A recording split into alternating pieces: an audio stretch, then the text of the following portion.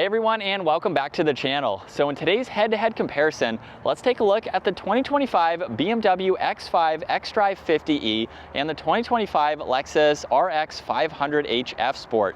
Both of these are very luxury-focused SUVs. I've also borrowed them from Hendrick BMW and Hendrick Lexus Northlake. Take a look at their links down in the description below, as well as the full detailed reviews on both of these luxury-focused SUVs. So let's start off with MSRPs for both of these. For the xDrive50e, they start just over $71,000. Today's model is closer to $77,000. For the Lexus, they start around $64,000, and in today's review, it's right around $66,000. So it is a little bit cheaper than the BMW, but you can have them pretty much similarly spec, just depending on the options that you go with, but the BMW will cost a little bit more. So let's get into today's video and start off with what powers both of these luxury SUVs. Now this is powered by the 3-liter twin power turbo inline 6, also paired to the hybrid electric system along with the 8-speed automatic, and this pumps out 483 horsepower, 516 pound-feet of torque. That power sent through the xDrive all-wheel drive system, propelling this 5,500-pound SUV from 0 to 60 in 4.5 seconds. It has a top speed of 140 miles an hour. It also has a fuel capacity of 18.2 gallons. You'll expect to see 58 miles per gallon combined with the hybrid and the gas system, and then a total range of about 40 miles on just the EV system alone. Now this is powered by the 2.4-liter 4-cylinder turbo paired to that hybrid system. It's also paired to the 6-speed automatic, and it pumps out 366 horsepower, 406 pound-feet of torque. That power is sent through the all-wheel drive system, propelling this 4,700-pound SUV from 0 to 60 in just shy of 6 seconds. It has a top speed of 130 miles an hour. It also has a fuel capacity of 17.2 gallons. You'll expect to see around 27 miles per gallon in the city, 28 out on the highway. Now as we take a look at the exterior styling for this X5, you'll notice the brushed accent for the entire kidney grille, where there's also the active grille shutters, which will open. There's a forward-facing camera, which is an option, so that is a blank right there. But there's also parking sensors up front, and then LEDs for these dark housings. There's also a sensor in the lower section for the distance pacing, along with more of the brushed accents, even more grille shutters too, and then very large inlets on both sides to provide even more cooling as well as better airflow. And then there's a few lines that come down the hood. Now, as we take a look at the exterior styling, you'll notice this model is pretty much blacked out, which gives it a really nice vibe. Now up front, there's the Lexus logo, which is also the forward sensor. There's plenty of cutouts to provide a lot of cooling to all the components up front. And you'll notice too, with the hourglass design, it doesn't have that traditional surround. So it's a little bit more integrated up front. There's also a really neat texture on this front section here at the top. Now this is also equipped with LEDs for the headlights, DRLs, turn signals, as well as the fog lights that are tucked away in the lower section. There's also some more trim accents just above those fog lights, a brushed accent right in the middle there, and then you'll notice that the hood lines actually come all the way down to the top of that bumper there and continue down the hood to the opposite side. Gives it a really nice front end look. Now this model also is equipped with the 21-inch wheels that have the multi-spoke design to them and the two-tone finish. There's more of that brush trim just behind that. There's the power folding side mirrors, which just have the turn signal. More of the brush trim around the roof racks, as well as the window trim. This also has a full moonroof up top. And there's even more of that trim accent on the lower side skirt. Now this model is also equipped with the adaptive suspension, so it does have the ability to raise and lower depending on the ground clearance that you need. Now as we work our way to the side, this has a set of matte black wheels, perfect combo with the Caviar. You'll notice the blacked out Lexus calipers as well. There's really nice indentations for the front and rear fender arches there, as well as the body colored mirror caps with the turn signal. Full moonroof up top with gloss black for the roof racks, and then you'll notice the black chrome for the window trim, which gives it a really nice subtle touch. There's also this swooping line in the rear of the door that goes all the way back to the F Sport badge up front, and then just really nice lines coming to the back. Now in back, there's the body colored spoiler with the brake light, there's the wiper blade, LEDs for the taillights. There's also the backup camera along with all the parking sensors, and then the exhaust tips are on both sides with some more of that brushed accent running right through the middle. Now as we take a look at the cargo space, you can use the button on the key fob or the electronic button up underneath. Now with the X5, you get that split design. So we have the liftgate and then we have the tailgate basically for that lower section. Now in back with the X5, you have a lot of space with the back seats up. So you have plenty of room. There's also tie down hooks too. You do have some bag holders or these hooks here where you can place some items. There's a 12-volt too, and the cover that you can hide all the items away. Now you can also fold down the back seats to give yourself that much more interior space, and you do get a little bit of storage underneath this rear hatch. Now from personal experience with my X5, I actually use this for groceries, so that way they'd have nowhere to slide. So I can put the bags in next to each other here, and it's a really nice spot to hold those items so they don't roll around. So I use it for that, and I think it's very convenient. Now you can also just push on one button to close both of those and to lock the vehicle as well. Now you'll notice this has a body colored spoiler with the third brake light. Wiper blade is tucked up nicely away, so it gives it a seamless look. There's also LEDs for the lights in back. There's the backup camera, all the parking sensors, some more cutouts here in the lower section. This can also tow right around 3,500 pounds. If you needed to hook up a small trailer, you could. And then there's 3 different ways to gain access to the cargo. You can use the button up underneath, you can use the key fob where we just have that control in the bottom, or you can use the kick sensor. So you have that foot activated lift there, so if your hands are full, you can easily do that. Now once in back, you'll notice there's the cover here, so you can use that as needed. Plenty of space along with some tie downs. There's also a little bit of storage with the spare tire underneath the floor. And then over on this left side, you can use these controls to fold down the seats. There's also this hook here where you can place some bags or groceries, as well as a 12-volt. And with the seats folded down, that gives you a lot more interior space for any items that you have. And then you also have the normal controls up top, so you can push on those to close that liftgate or lock the vehicle as well. Now, if the vehicle does lock, there's no proximity door handle in the back, but you can also unlock it from the front there, and it is a setting. It works on the passenger side. I just have to have it set up for this side here.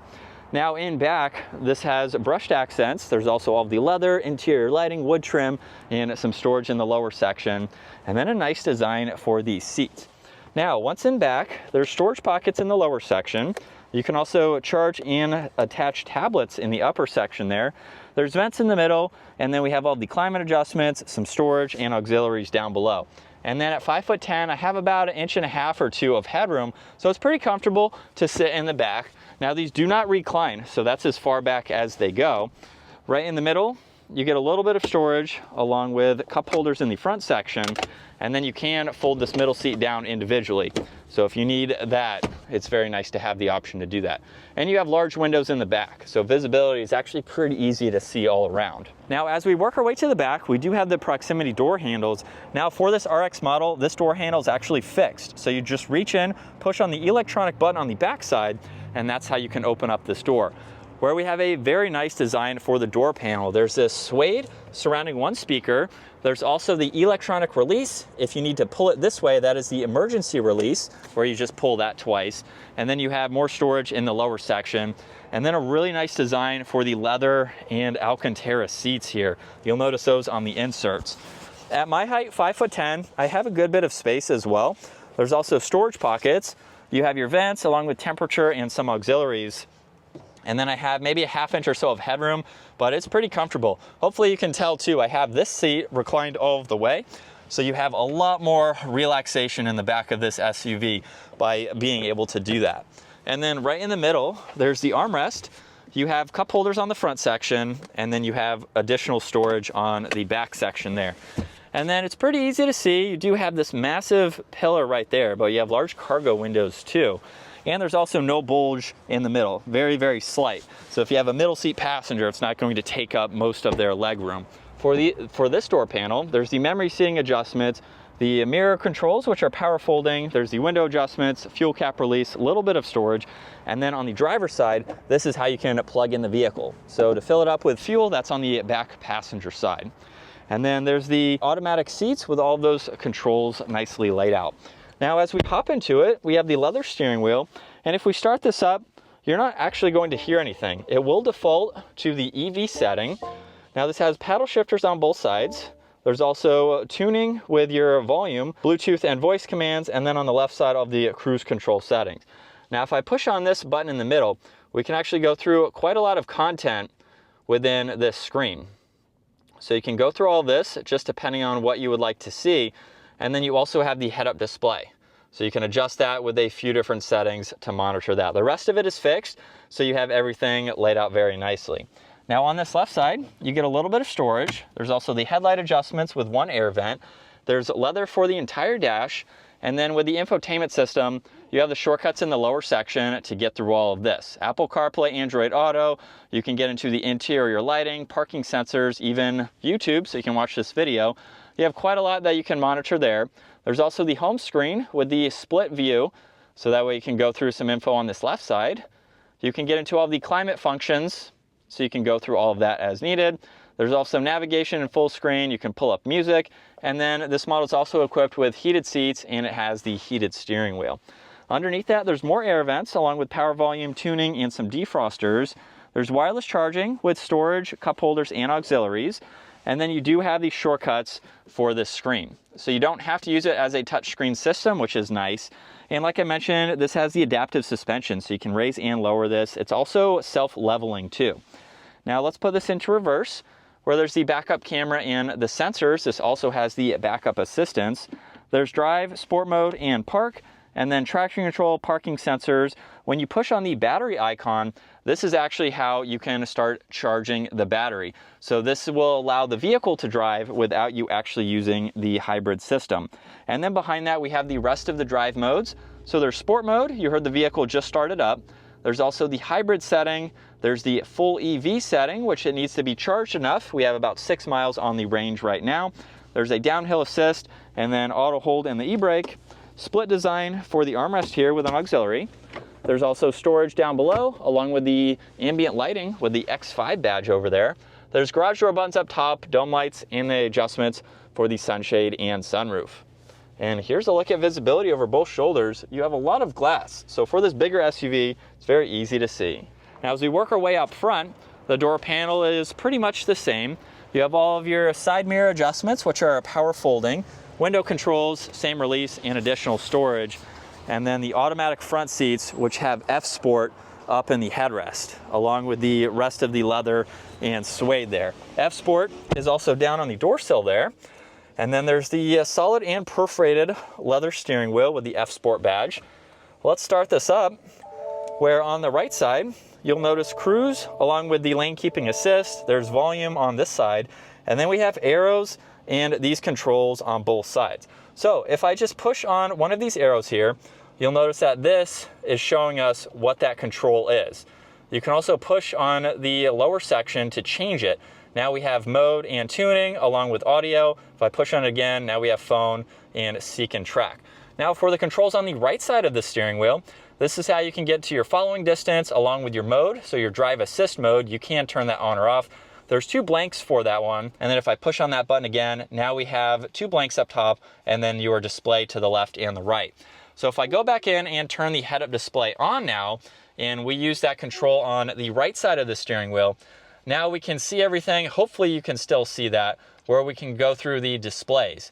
So you can look at your energy, your monitor, you have audio, boost gauge, your G-force meter, you have your gear position, as well as a blank page, and then fuel consumption as well. So that way you can go through that. You can also adjust the height of that head-up display too. And then you have those 2 other controls, following distance and your cruise control there. And then if we go to the left, we can go through everything that I just showed. For the rest of the gauge cluster setup though, you'll notice that we have the charge, power, and eco in the middle, fuel on the right side, engine temperature on the left, and a few other vitals that you can go through. Now on this left side, there's a fuel cap release along with your liftgate release, a little bit of storage in the lower section. There's memory seating adjustments, you have your trip odometers, dimmer switches, 1 air vent there. And then you'll notice there's a little bit of storage on the back side here, but we do have the upgraded infotainment system. So you can get into the navigation along with your music, there's your phone, and then you have different driving modes that you can get into. There's your driver assistance with a lot of different standard safety features that you can turn on and off. You also have this active sound control, your energy flow, all-wheel drive system, you can go through all of that. And then you have a lot of general information to set this up the way that you would like to. Now, still within this screen, we have a shortcut to some of the climate adjustments. If you push on these 6 squares, you can go through your frequently used, your convenience, your head-up display, so you can turn that on and off, and then you also have the different driving modes. Now you can also control the rear climates from up front as well, and then you can go through your temperature dials when you have the fan on here. You have those on both sides, where you'd like the air to go, and all of that. There's your volume, along with defrosters. You have air vents underneath that. A little bit of storage with some auxiliaries. There's also additional auxiliaries, wireless charging, and more storage space underneath here. You have 2 cup holders. If you push on one of these, however, you can actually raise and lower the front cup holder. So depending on the size drink that you have, interesting to see. If we put this into reverse, you have the backup camera with the guidelines, and then we have drive. From there, just pull it straight back. That's how you can use the paddles, and then park is located up front. Now there's traction control, auto hold, you have the e-brake, and when you push on this Christmas tree here, this is how you can get into an off-road setting. So you'll notice that over on the left side there. And then with the armrest, you can open this up 2 different ways. So from the driver or passenger side, where you have a good bit of space. There's also more storage in the glove box.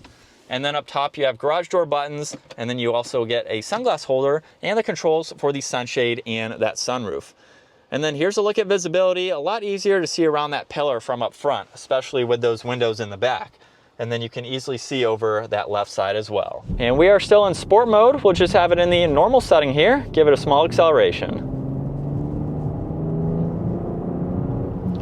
It also sounds pretty good too. It's not overly loud, but it just gives it a nice tone for that engine. Now let's also put it right into the EV setting. So I'll give it another acceleration, where you can hear kind of that traditional battery hum that EVs have. Now we don't have a FOURR range for this one, but nonetheless we can still put it in the EV setting just so you can at least see what that's like.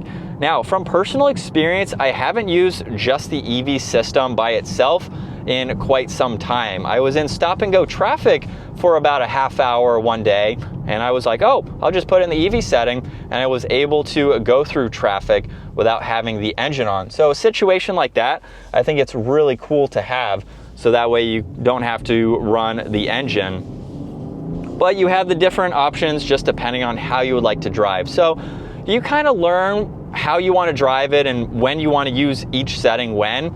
Kind of a little bit of a game, just depending on how you want to drive. So we've been able to test out the different settings and kind of just play it by ear. So when you're out driving right now, maybe we want to charge the battery, so we can just push on that and experience charging that using some of the fuel and just going back and forth. It's kind of nice. It's not too complicated, so you kind of know which buttons you want to push when. But aside from that, it is a nice vehicle to drive. I like how comfortable it is. There's really no road noise or wind noise, especially when you're out on the highway doing about 70 miles an hour or so. It's very plush feeling, especially with the adaptive suspension. It absorbs bumps incredibly well, just to give you a little bit more of that luxury ride and feel. And while we're still in sport mode, second gear, here we go.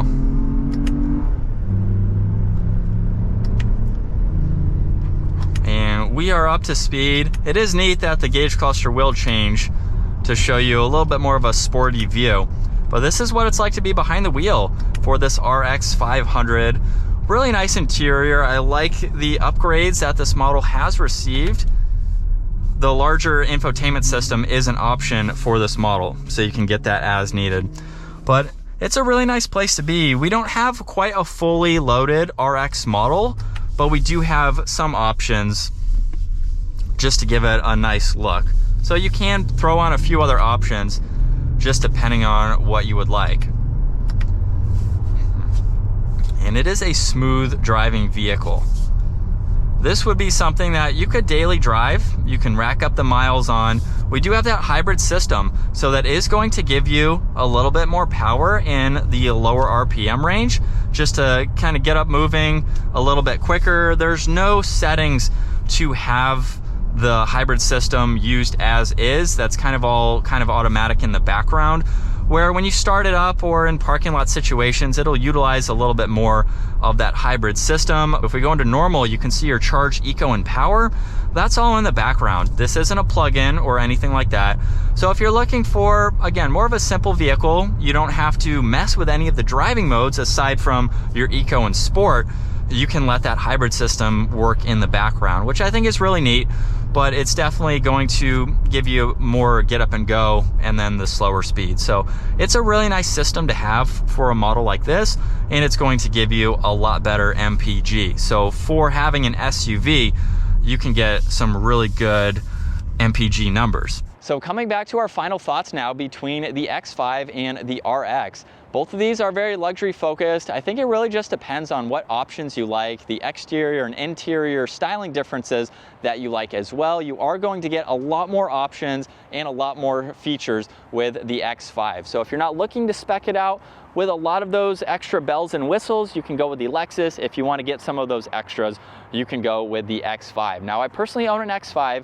I really like what it has to offer. I own an older version, so I don't have the large screen and all of that. But again, just depends on your preference with what you like and what you want to drive on a daily basis. You do get a plug-in hybrid versus just having the hybrid assistance in the Lexus. So this is going to have some added cost to it and maintenance if and when the hybrid batteries need to be replaced compared to having them with a little bit smaller of a battery pack in the Lexus. So just some things to point out as well. But comment down below, would you rather have the plug-in hybrid or would you rather have that hybrid assistance in the Lexus? Let me know your thoughts. If you enjoyed today's video, give it a huge thumbs up and consider smashing that subscribe button so you can stay up to date with our daily uploads. I will see you all in the next video.